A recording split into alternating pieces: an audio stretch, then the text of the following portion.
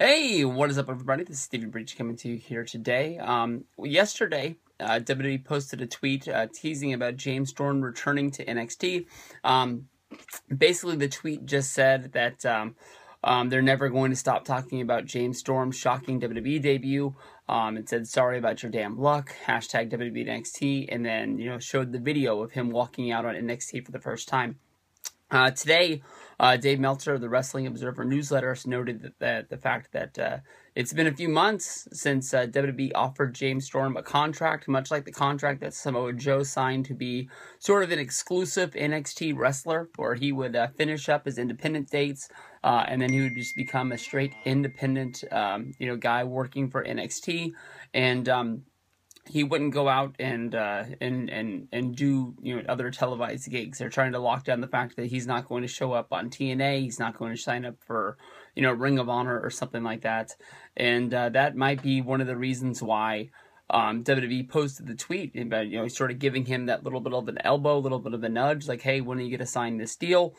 James Storm, I've checked on his Twitter. He's done some independent work, going overseas. I think of James Storm honestly as one of my favorite wrestlers, so I don't want to take this as a big sort of dig at the guy.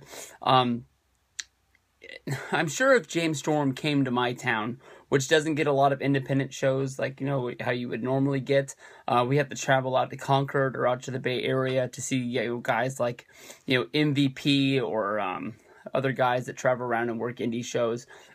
James Storm, if he came to my area, I'd be ecstatic because James Storm is one of my favorite guys. But I don't see James Storm as a guy sort of like Alberto Del Rio or Rey Mysterio or the Young Bucks that really move the needle when it comes to independent wrestling here in the United States. If I was James Storm, honestly, the story that was being passed around when he was first, rumored to be going to NXT for that one rumored time, was that he was going to become sort of a trainer at the Performance Center, and then he'd sort of be used as an on-screen talent for NXT, sort of giving it a little bit of credibility, much like they are with Samoa Joe. Not that he's going to be the next guy to be called up to the main roster, just that he's an entertaining, known guy that when he comes out knows going to get a response from that crowd that's down there.